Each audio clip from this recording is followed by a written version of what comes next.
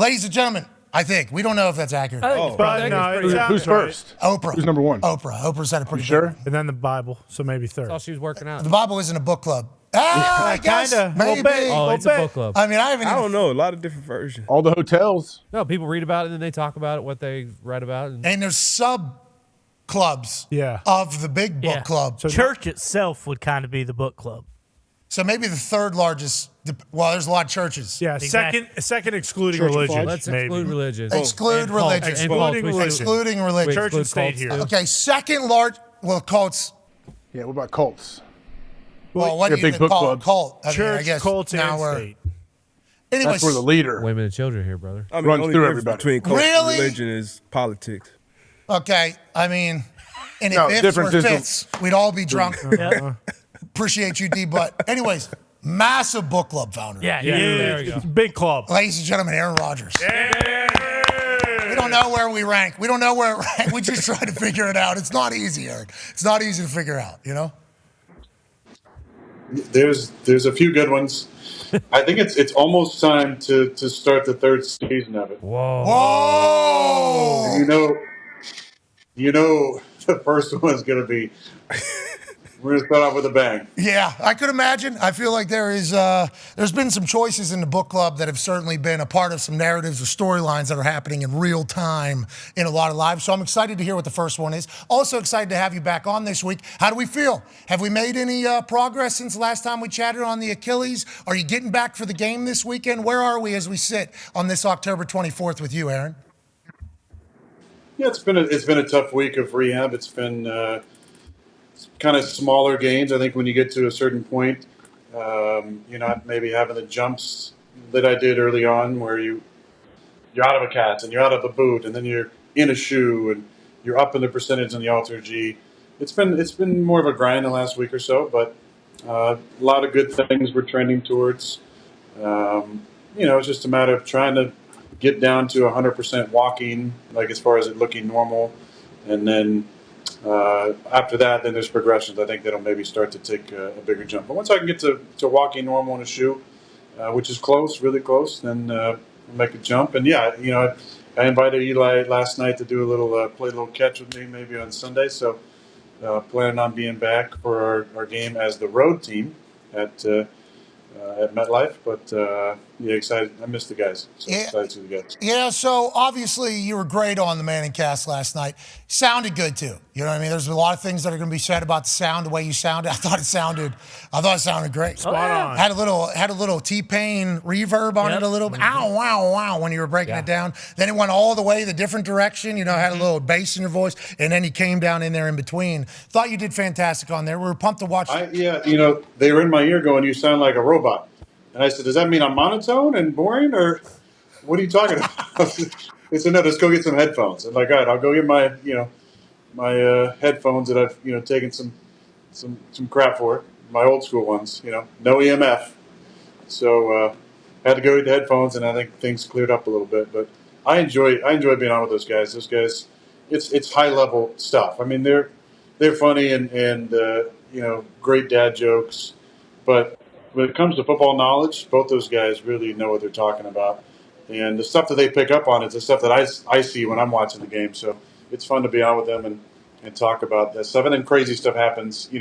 Addison gets picked off on a ball he maybe could have caught on the first throw of the game.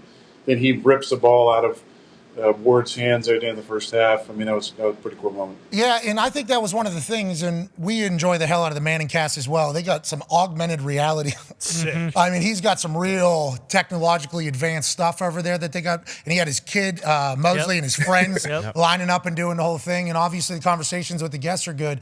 But, like, the story about Kirk Cousins going back to Addison, whenever Addison, like the way Peyton broke that down is like, Addison can't let Ward pick that ball off. Like, there is no way that can happen. And Kirk Cousins goes right back to him. Like, hey, got to build his confidence. That means a lot coming from, like, you guys. And is that the type of stuff that you're talking about that they pick up on that maybe other media people wouldn't and that you relate to? Well, it's that, and then it's and they got the information from Kirk, obviously, but just that little thing about, hey, Bosa's out of the game. Now there's these other 10 plays we like. And it's not all passes. It's not all like down-the-foot passes, but it might be a certain run. If Bosa's you got to figure out, do you want to run at him and double team the whole time, or do you want to run away from him and worry about him and wreaking havoc on the backside? But there might be some plays where you're like, oh, hey, Bosa's out. That means we feel better about a keeper back to his side, or we feel better about a 7-step hard action taking a shot down the field because he's just a game wrecker. And I think it's just cool things like that. It's cool for the average fan. It's cool for Bosa to go back and feel like, oh, I'm kind of a study. Like they really do this shit. And it's like, yeah, they do. I mean, literally, when a guy is that big of a game wrecker like him and Aaron Donald and Myles Garrett, who's had an incredible game this weekend. Yeah. There's a few guys in the league I'm omitting. I'm just talking about those 3 guys. But there's other guys that are obviously really important. You guys just had a guy on in Harrison Smith who was one of those type of guys where before every play, you got to kind of figure out where 22's at because he's such a great disguiser. He does so much before the snap every play. You kind of need to be aware. There's checks that we used to have based on his pre-snap alignment. And then there's, like I said last night in the game, there's some things you try and get a beat on their pressure package back in, 15 through, or, what was he first year in the league? I think his first year was 12 through whenever, Mike Zimmer was there. You'd come up with these things like, I know what's going to happen, as long as if Barr is here and he's here and Kendrick is over there and, captain's on the edge, we know this pressure's coming every time, and it never, they would do their own self-scout. So, but those 3 guys I mentioned, those 3 guys on the front, every game you play in one of them, okay, if this guy comes off the field, then there's 10 other plays that we can only run with Myles Garrett off the field or with Aaron Donald off the field or with Nick Bosa off the field. And to those guys' credits, there's not many plays that they're off the field. So when they're on the field, they're absolute game wreckers. That's what I was about to say about Myles Garrett. I don't remember a single play where I was watching because we got to be there and watch what he did to the Colts, and it was like, first of all, what is that? How is that allowed to be built that way? You know what I mean? Like, how is he 270, faster, stronger, jumps higher, and seemingly football IQ through the roof? But like that Bosa thing that they were talking about, as soon as Peyton brought it up, Bosa went to the sideline, and he started like, all right, here's the time. I didn't know that it was as simple as that at the NFL level. So, like, I think that type of detail you appreciate because it's like, hey, yeah, we all do that. But as fans, it's like, yeah, that makes sense. Like, yeah, if this guy's off the field, let's take advantage of it. Let's go back to your rehab, though. Let's stay away from that.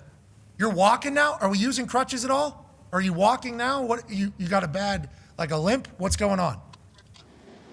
I'm not walking without a limp yet, but I was joking with my rehab folks and with Doc. When I was flying back for the game on the 15th, I had assumed that I'd left my crutches in the car.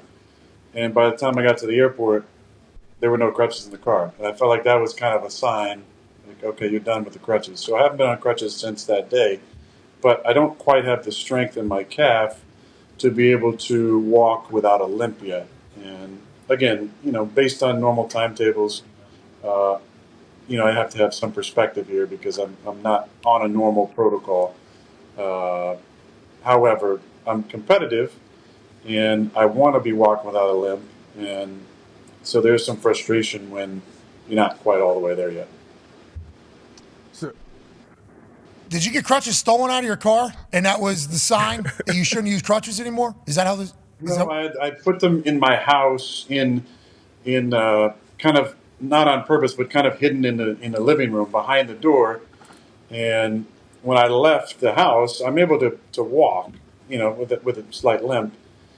But I had assumed from the day before from rehab, I'd maybe just left them in the car, and instead they were kind of behind the door. So we left, went to the airport, we're taking stuff off the car, and it's like, oh, there's no crutches here.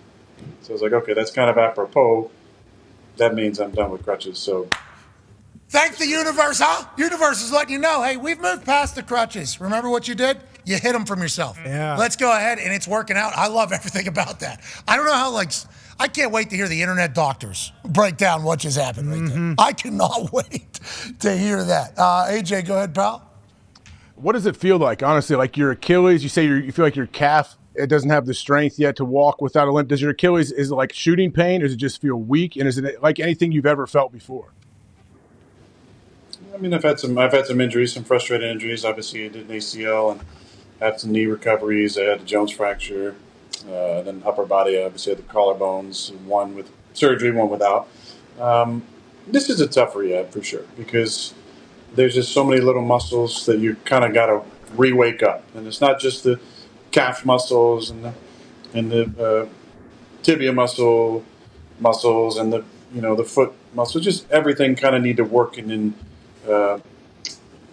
as a unit. So you're kind of trying to teach the fibers to fire at the appropriate time, and you got to be careful walking too much with a limp, because you're going to start adjusting to certain things, and that's why we do so much work on the Ultra G, walking at a lower body percentage to try and retrain yourself to have the proper gait. What is that? To be able to get everything firing at the same time, and to not have, because if I get to a walking point where I can walk kind of normal, but it has this weird kind of limp and maybe the timing is off, it's going to take time to recover from that. So we're trying to get to a perfect gait at a lower percentage, and then get everything firing eventually at 100%. And we're getting close. It's just there's the muscles kind of around the Achilles are obviously straining to balance for the Achilles, which isn't obviously 100% at this point. So there's some strain on them. But, the surgery that I got, I feel great about what Doc did, the protection that my Achilles has, and the ability to push the rehab. Again, I've said this, and I think it's been slightly misquoted, so I'll be as enunciate as well as I can. No. The goal is not to stretch the Achilles. The goal is to stress the Achilles, and the more you can stress the Achilles, and you're going to allow that thing to heal up the proper way, to turn on the muscles around the Achilles, in the calf especially, and be able to get back to doing some more normal things. I'm mind blown that you just forgot your crutches and said, you know what? Yeah, not using them anymore. Done. That is awesome. I want to let you know it's all. Listen. I wasn't going to anyway. I wasn't going to walk on the field with crutches again. I did that October 1st. October 15th was about throwing and walking on the field without crutches. So I wasn't going to do that, but it would have helped me get along, maybe in the long hallway of the facility there at One Jets Drive. But I managed. Hey, let's go. Let's keep moving. Let's keep moving. Jets coming off. How you doing? Hey, how you doing? Keep it moving. Jets coming off a bye. Obviously, all this rehab and everything to get back earlier than any human in the history of an Achilles injury, and the universe saying, yeah, we're moving on to the next stage of this whole thing, is for you to return this season. That's what other people are hoping for. I believe that is in your deep soul what you're hoping for as well, even though we're not putting timing on anything. For that to happen, Jets have to still be in contention, we would assume, with a sound mind. That is how you would do it. How do you feel like the team is going to respond after the bye week, and what do you think the team is going to look like against this Giants team? Well, the Giants are coming off a win against the Commanders. Their defense has been playing, I think, a little bit better the last few weeks. They definitely got to feel good about that. I know Tyrod. I've known for a long time. I think he's a phenomenal guy, and I think he's played really well over the years when he's gotten opportunities. They lost a tough one against Buffalo with some controversy, obviously, in the game, which there's always controversy in games, which we can bring up once Ty asks me his question. But I think they've been playing a little bit better on defense, and if they had some issues with some sacks, early on in the season, and some turnovers. And like us, we've been playing better because we've been better up front. We've been running the ball well. Zach's been taking care of the football. We haven't had, I don't think, maybe just one turnover in the last couple of weeks, which has helped us. So bye week was good for us to get some guys healthy. We got a couple guys banged up, especially in the secondary with DJ Reed and Sauce dealing with some issues, and Eccles obviously had and Hardy are dealing with some lower body stuff that hopefully they'll be back from. So we were without our top four corners on paper, and came up with a big win. So getting healthy was actually good for us to have an early bye week, and we'll see where we're at this week. I think a lot of guys are going to be back, which would be great. Obviously, it's a big game. We're the road team. Kind of in our own stadium, which is kind of strange. Thankfully, we have our own locker room, I believe, that we still use.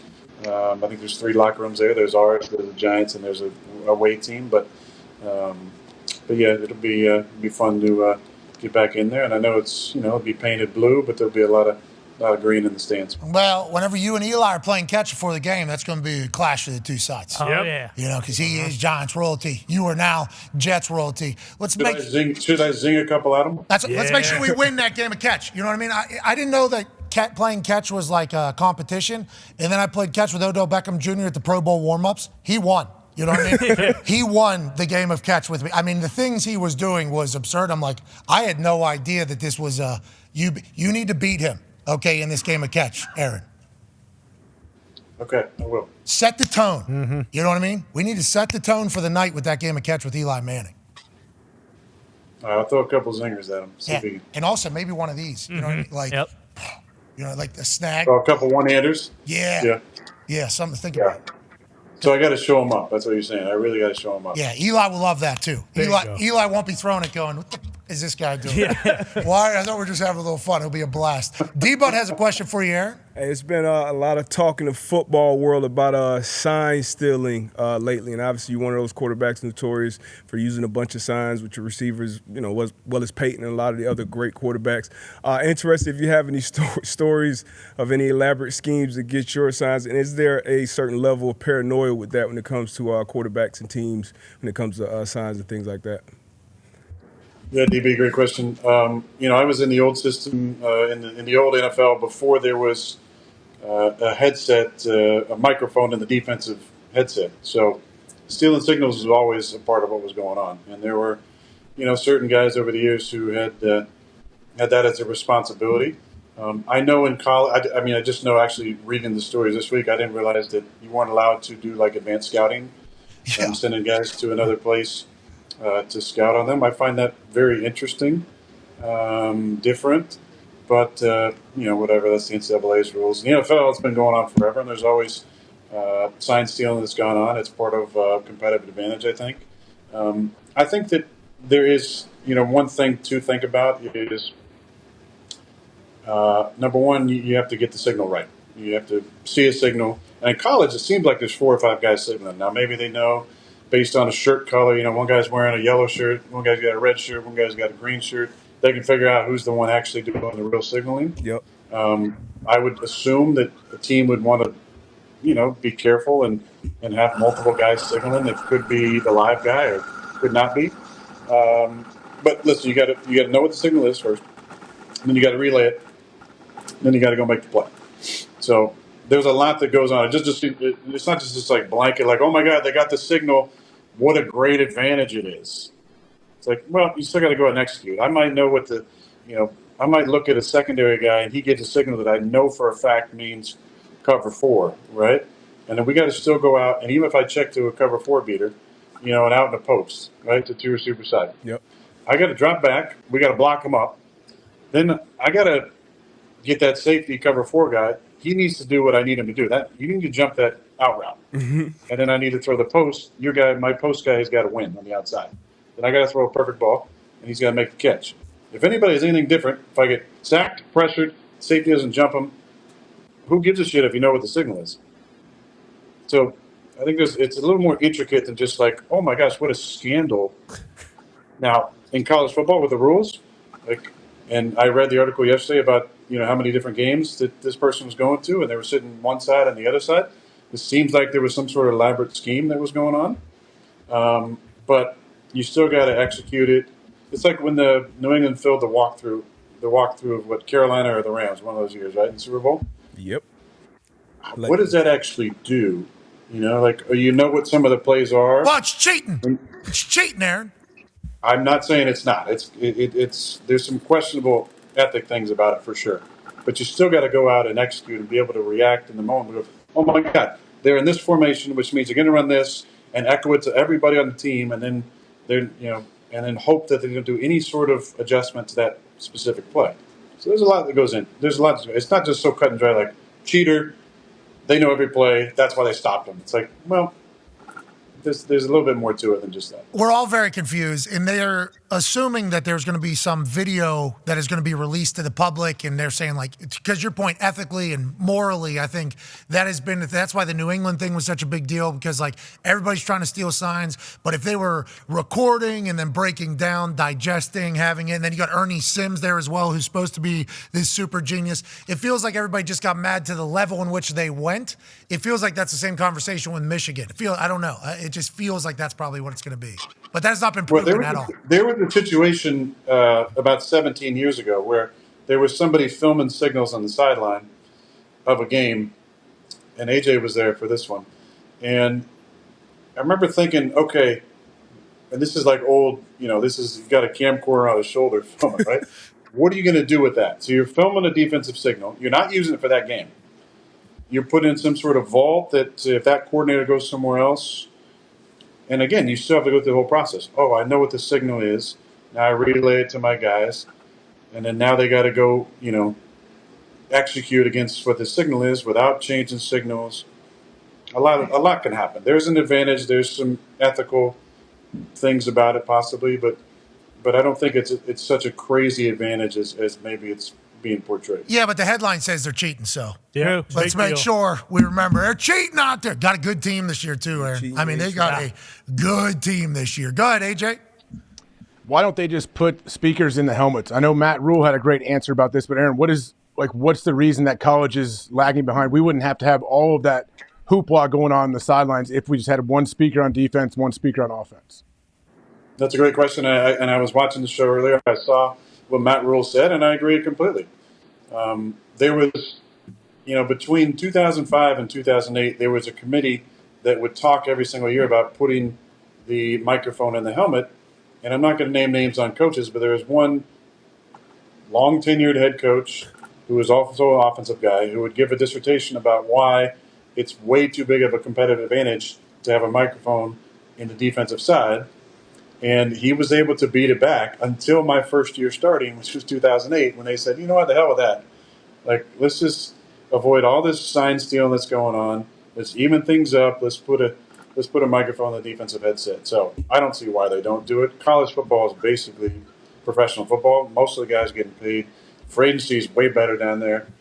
And I think let's just do away with any of these silly issues that the NCAA's, which is very questionable, their own type of ethics that they have. Let's just even it out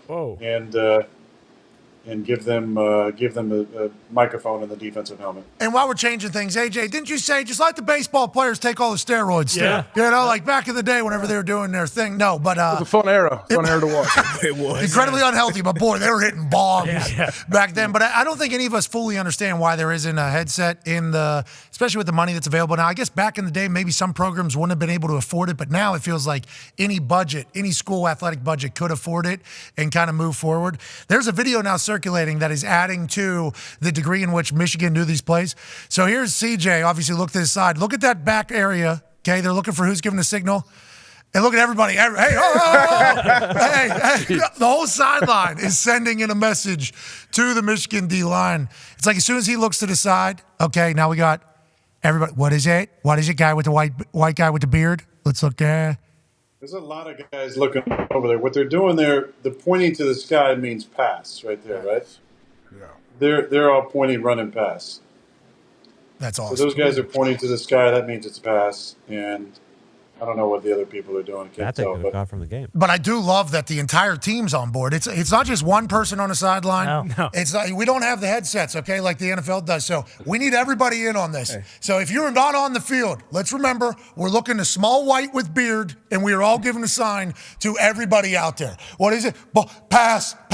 If you don't have your hands up on film, you're running. Actually, that's all Russell Wilson wanted, man. That's all he was asked for right there. Hey, that's good. That's good coaching right there. That's good execution. That's all I see right there. Hysterical.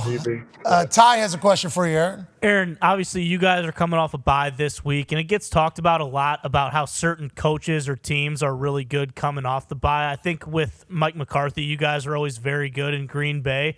But what is the difference between like a team who is good coming off a bye and a team who has a long time to prepare coming off a bye and then just looks like absolute shit the following week, like the Packers this past week?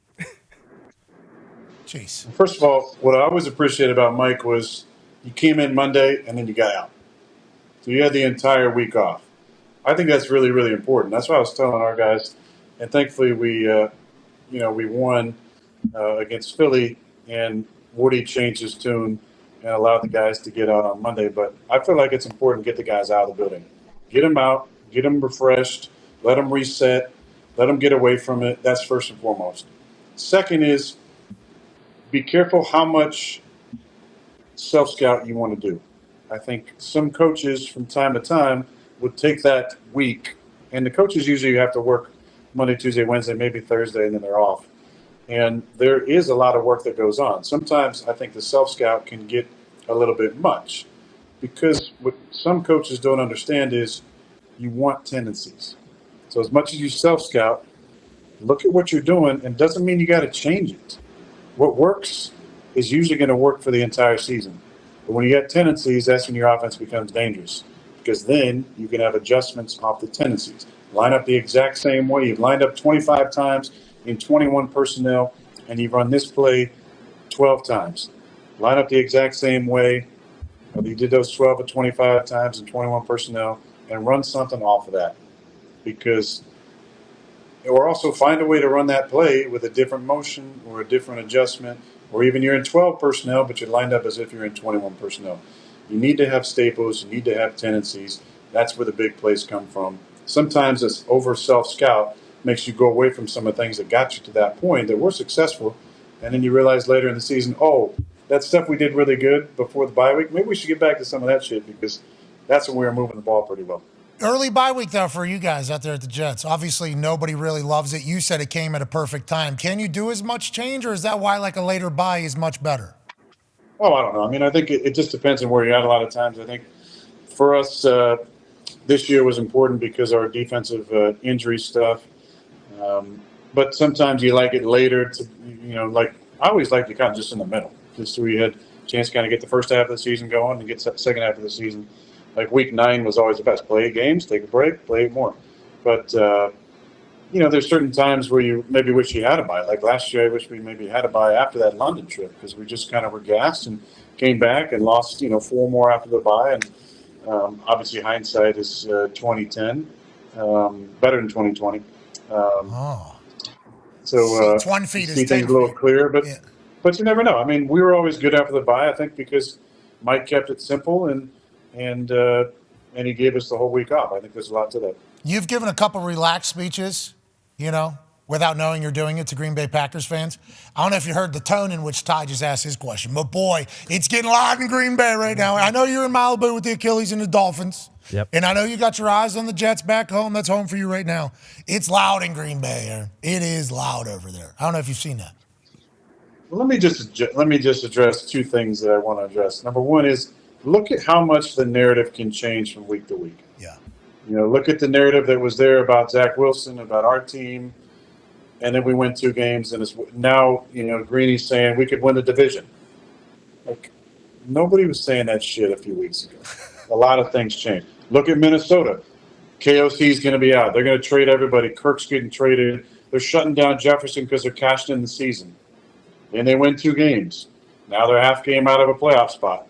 Now it's like, hey, they could, get back in this thing in no time. And Jordan Addison's going to be the bridge until Jefferson comes back. And their defense is playing incredible. And it's just, the narrative can change so quickly in this league. It's overreaction Mondays every single week, but it's overreaction for the entire week. And then look at what's going on in New England. I mean, Mac Jones and Bill's going to be out, and Mac's the problem. And then Mac goes out and balls out. I think it was 25 of 31, played incredible, led him on a last-second drive, and now it's like Mac was never the problem, And it just, you have to be able to laugh at some of this shit because it's so ridiculous, right? The overreactions and the blanket statements are crazy. The second thing I want to say is, because I got accused, I think, of making fun of Iowa last week when I was talking about that big field goal victory they had against Wisconsin. And I wasn't. That was just a classic, Big Ten hard-nosed football game. But I want to say this. That was the most ridiculous call that I saw all last week. And there's been some ridiculous calls. That was, I'm not going to say all the time because there have been some bad ones. I've been a part of a couple of them, one in 2012. Fail Murray. Fail Murray. But that was, and then classic, I mean, this is so ridiculous. Nothing about this says fair catch. Absolutely nothing about this. So the ball is on the ground. He's pointing at it for his gunners to get out of the way. And then all they were looking at was, did he step out, correct, with the review? Correct. Yes. And then they're going to go back and wave this thing off? Absolutely ridiculous call. Classic of them to double down and say, yep, totally a fair catch. Nothing about that had fair catch energy. Absolutely nothing. Feel terrible for the kid. Gutted for him. For Iowa fans, it's awful. I don't know where they're at now in the standings. Oh. Ty, you were talking about, Big Ten West, championship game. I don't know if that knocks them out of it, but that was a ridiculous call. It was ridiculous. I think if they win out, they'll still have a chance to go to the Big Ten championship, but it's going to be tough to bounce back from that. So yesterday, I did a whole thing about people getting bamboozled. The Colts, too. I don't know if you saw what happened to the Colts, but right there with Iowa. I mean, right there with Iowa, back-to-back plays. Now, Myles Garrett deserved to win that game. So did Gardner Minshew the second. I just would like that to be known. But we did a whole thing about them getting bamboozled, and they said I didn't even get it right. They called an invalid fair catch, but nobody threw a flag or blew a whistle. So that just came to the ref's mind after a review of something else and said, oh, yeah, but I did think at one point it was an invalid fair catch. It was like, well, nobody else thought that. The people that were playing the play, they didn't think that. The field itself, it didn't think that because there was no flag laying on it. And literally nothing stopped. So one person thought it was an invalid fair catch, even though nobody else did. And saying Peter or poison and getting people away from the ball, standard operating procedure in a punt return world, especially in college when the ball bounces a lot because everybody on the line of scrimmage can leave before the ball is kicked, which is different than in the NFL where only 2 people are allowed to leave. So there's a lot of this happening in college football. So that dude, go ahead. And I would add to it and say, is there anybody on the sidelines there, because he caught the ball on Minnesota's sideline, is there anybody on the sidelines pointing as if it's like, oh, he called for a fair catch? Nobody's pointing. Nobody's going crazy. I didn't see the game. I just saw the kind of that highlight, low light for Iowa fans. But that sequence there was were there coaches in the Minnesota side who were making fair catch gestures? If he nobody thought about it for a second. There's one person in the entire place, or the replay official who was like, hey, let me consult page 72 here. Item A says it's like nobody thought that had anything to do with the fair catch because it didn't. And it's bad enough what they're doing these kids, I think, for the targeting stuff, which I still think is absolutely ridiculous that they can kick a guy out of the game for targeting. The punishment doesn't fit the crime to me at all. And I heard Harrison talking about it earlier and how he's lowering his strike zone and stuff, and they're fined. Hey, listen, it's pro football now in the NCAA. Maybe a fine system, possibly, but kicking a kid out of the game, I think is so ridiculous because it's such a bang play. You mentioned it. These kids are going super fast. There's in the moment, ducking, angle change, moves. And I think you need to start bringing in intent. There's intent with certain players where it looks like they're head on. And there's intent where a guy's just trying to face up tackle and the guy catches the ball and braces for impact and ducks his head. And a guy who's going for a midsection shot or a belly shot or even a dick shot, like you said, that head goes down 2.5 feet. Now you're hitting the guy in the head. Not on purpose. And now you're out of the game. Or if it's second half, you're out of the game and out of the first half of the next game. I don't think a punishment fits the crime. I agree. I think intent needs to be taken into consideration, but then who's judging the intent? Are those humans? Are they robots like people are that look Big at Al. Who? Big Al's doing it, I think. Big Al? Big Al. Alberto Riveron is not the guy we need judging intent. Okay, neither Walt Anderson either. Yeah, we need Gene Steratore. Okay, that's what we need. Scott Hansen doesn't pee for 7 hours and we need Gene Steratore to only work every football game. Okay, not only on CBS where he's at. We're talking Fox, ESPN. Yep. We just need Gene Steratore in a box, just ready at all times to review, reverse, and hopefully affirm any of the calls. Don't even have the refs on the field make the calls. Just have Gene Steratore in a little box pop up on a corner. That was a hold. Clearly, the guy grabbed his shirt. Obviously, there's a little gamesmanship there. That preceded it. 10-yard penalty, replay, first down. Then, boom, pop him right into South Carolina. That was a cheap shot, obviously. That's what we need, Aaron. That's what we need. I agree. I think we need Gene, $25 million. Let's pull some money from all the networks. Not for me. And all the different sports leagues. Let's get him a great setup with like 80 different monitors. We'll have somebody, a la Foxy, who can handle, a lot of different shots going on and games and get him involved in every single play. Because that's the problem that I've said. All the great refs, and a lot of them retired recently, Gene being one of them. They're not working for the league, or work for the NCAA. They're working for the TV deals because that's where the money's at. And so you got a lot of great ones. Terry McCauley is one of them, who is, always a great referee. He's working on TV now. Obviously, Gene, was one of my all-time favorites. But there's a great referee usually for all these networks who was a great, white cap, who's not working for the league, but he's working for TV. And Gene's the best. Hey, on that note, Tone has a question for you. Yeah, Aaron, the refs were a huge talking point this week. Do you think full-time refs would help fix that problem? And, you talked about 2012. I thought that would lead to full-time ref, and it obviously hasn't. But do you think that would help? Now, I could be wrong on this, and I don't want to spread any more misinformation, but I believe that there are some refs that are full-time. Okay.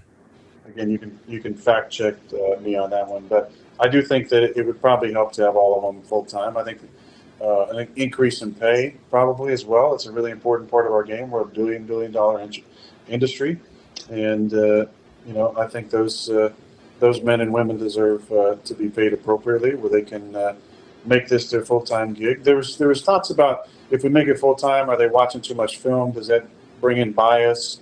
I just think that that's not something to worry about. I think they need to be held accountable for how they're refereeing, and there's obviously incentives to referee the bigger games in the playoffs and obviously championship games and Super Bowls based on your performance.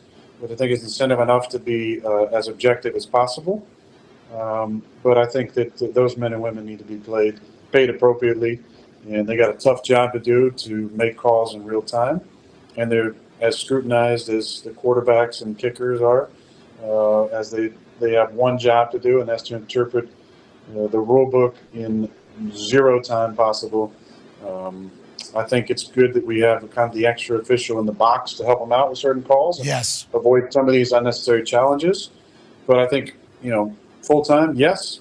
More pay, definitely yes. And technology usage, yes. Let's embrace it, but make that an actual role. Have that person actually train. Find somebody who can see things in real time and quickly communicate, like the Kenny Pickett being short on that thing. I know 2:12 left. The Rams have no timeouts left. Under 2 minutes, it would go to an automatic review. It's like the whole world can see the Kenny Pickett short right there. Can we not just have somebody say, hey, yeah, we got it wrong. It was actually short. Let's move on. I don't know. Go ahead. I don't know if you talked about this yesterday, but the problem is at the top of the screen there. I don't know if that's Pickens? Is that Pickens? Yeah. But he temporarily blocks the referee, right? The side judge there cannot tell because if you slow-mo it back, and I watched this yesterday when I was watching the show, if you slow-mo it back, right when he is down is basically when Pickens is blocking the view of the referee. So when he comes in, all he sees is he assumes, I think, that Kenny had gotten to a certain line based on the fact that maybe now he got pushed back a little bit. His forward progress is going to be at or around the first down marker. He didn't see him going down to a knee. The referee on the other side can come in on his own. But again, if you're looking right at the bottom of the screen here where the 4 is, he doesn't have a view of Kenny to the far side either. So, again, this is a tough situation. Rams have called their timeouts, get the ball back. Obviously, he's short here. Gives the Rams a chance to come back down 7 and tie the game. Which, again, it doesn't mean that Rams win the game or even tie the game. But this is a game-changing play. Georgia is a great run blocker. They didn't have a chance to change. Just easily correctable, though, too. You know what I mean? And that ref can even say, couldn't see because my view was blocked. We went to the booth. He's short. See you later. We'll go the other way. Just easy to fix it. And also, Matt Canada. This is big brain football. Smart. Hey, I don't know how the tush push is going to go for us. So let's go ahead and get some bodies in front of the eyes of those refs. He did some things. And then when the whistle blows, go ahead and keep shimmying forward because it will do the whole thing. Not a bad plan. Not a bad idea. I think we're all at a stage, though, where we need to get the refs fixed. I don't think, and Pat, I don't think the refs mind, having an extra set of eyes. I don't think that they're going, damn it, the eye in the sky, made my call wrong. I think they like the help. They're trying to do their best in the moment. Everything happens so freaking quickly, right? I don't think they mind having that extra help. I mean, the side judge isn't thinking oh man, he's bummed that he didn't have a view of it. He's doing his best there. To be able to have somebody review that, he's not going to be like, oh, I totally screwed that up and I feel terrible. He'd be like, no, thank you for helping me do my job because I didn't have a good view of it. And then sometimes, you make 2 back-to-back calls on a guy that basically win a game for the Cleveland Browns. And then, maybe has somebody in the sky goes, yeah, we're checking this guy's entire family to see if there's any money on anything for sure with what just happened. And we're only saying that because he's not a full-time teacher or not a full-time ref. I just saw one of the guys' crews. They have all their side jobs in there. There's a middle school teacher that notoriously underpaid, right? Oh, yeah. Teachers notoriously underpaid in this world where there is sports gambling happening at billions of dollars. Like, that is what's happening. It's like, why even leave the door open for that to potentially be a case or a conversation? Middle school teacher right there, field judge. It's like, that is, right? I mean, I appreciate what he's able to accomplish, and thank you for serving the community and the middle schoolers and everything like that.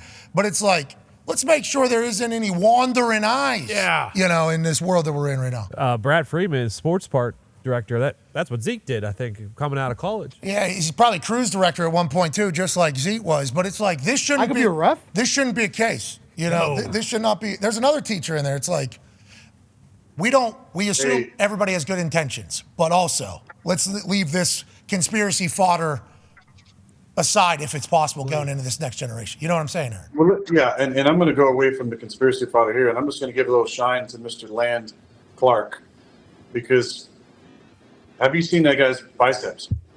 Is that Land? He's jock. Land is jock? Massive. Big Land Huge. is jock. Now, you're not seeing a lot of Whitecaps fat anymore. Ed Hockey League.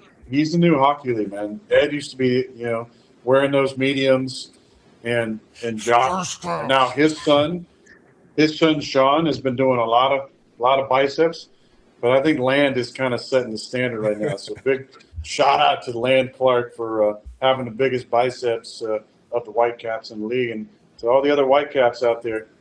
That's what you need to be shooting for. It's not just his buys, it's his tries too. Because they got that. He's got that shadow. Vascularity. He's more jacked than that. Hey, way to go, I think that's an old photo. Yeah. That's an old photo there too. That's not an up to date photo. I would like to give 2023. I'd like to give a shout out to Cleve Blakeman too. He is properly jocked. Looks like he could still play right now if he had to. But whenever we've talked about this on the show. The Whitecaps are representing all of football when they're talking to people. Like they're a solo shot on national TV in front of 60 million people. Like, there's not a lot of people that have that audience speaking at it.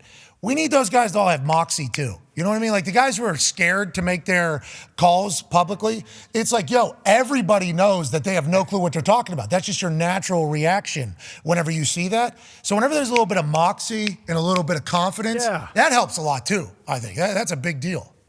I think that's why everybody loved Gene, because Gene, he would deliver it with that flair and that style. And I don't give a shit. You're going to boo me? That's fine. This is the call. The call is the call is the call. But I think every player liked him because he would talk to you. He would talk to you like a normal person. He wasn't scared to talk to you. He'd give you a little bit. I thought you guys talking about this the other day with the hockey refs. How cool is that? Like, here's the first puck. Sid, welcome back. Young guy. Congrats on your first game. And then drop the puck. That's cool. I like that. And Gene was like that. Gene could have a conversation with you.